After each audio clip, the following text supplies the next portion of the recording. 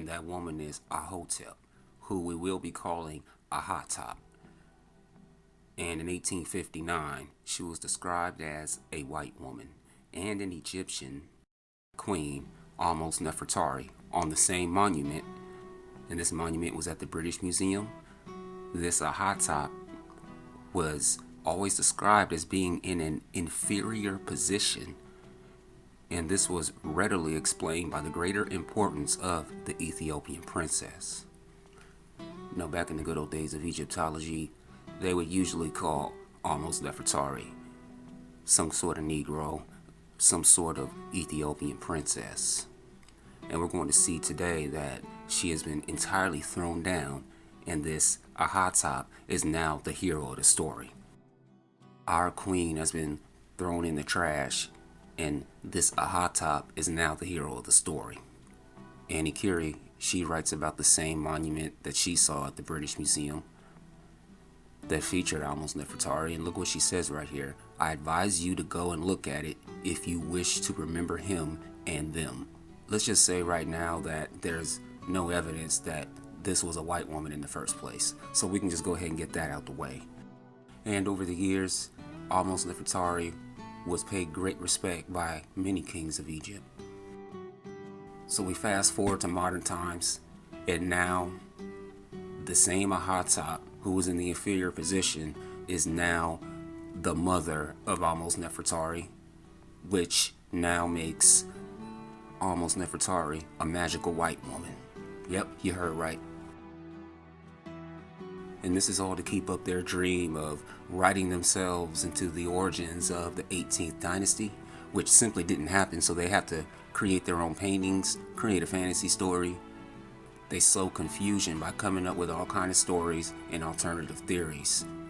They then went on to create 3 different versions of this woman and then took away one of the versions. They also created various interpretations, and this was all to sow confusion so they were able to say whatever they want.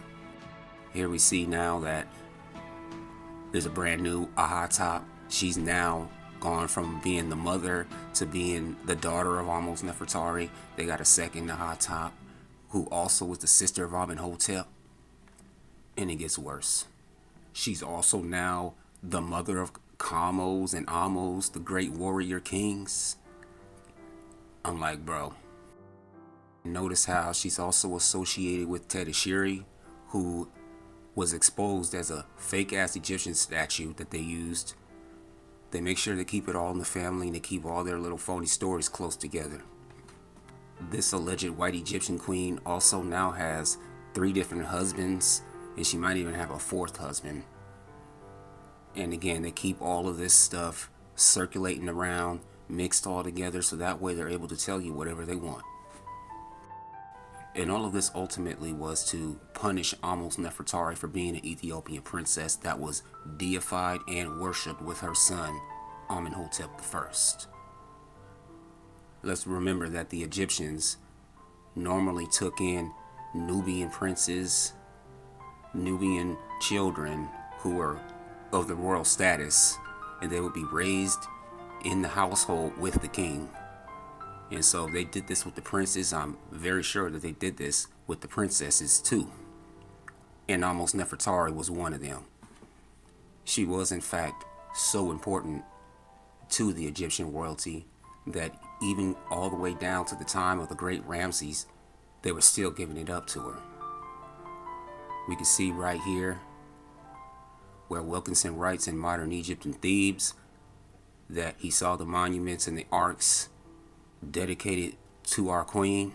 He goes to another area, sees it again, and even going all the way down to Ramses VIII, they were still giving it up to Ahmose Nefertari.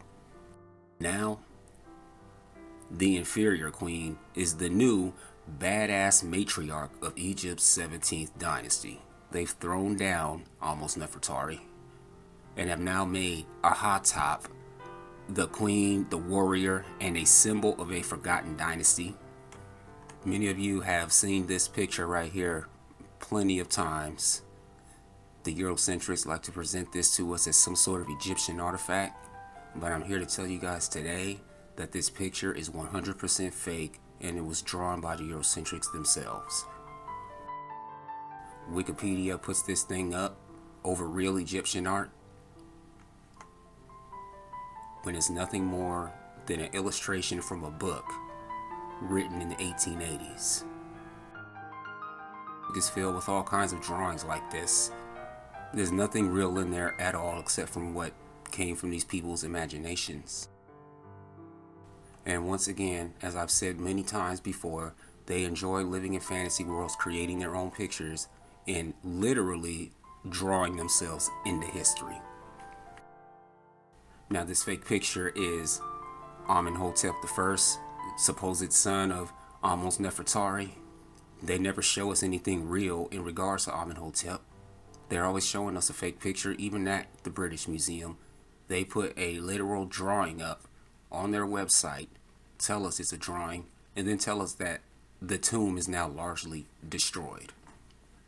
This drawing is not on display, and it was given to them by a guy who was a painter and a guy who made drawings.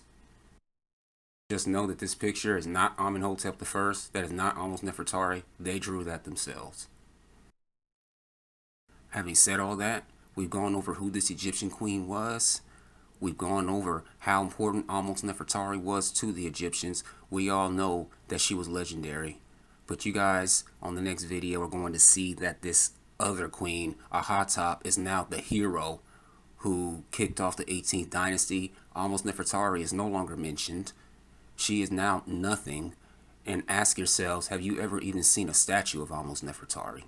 Never. Not once. But they will show us some fake statue of their favorite German model or whatever else they come up with. So tune in next time. We're going to go over the life of this fake Egyptian queen. Wives' tales that have been weaved together to throw down our queen.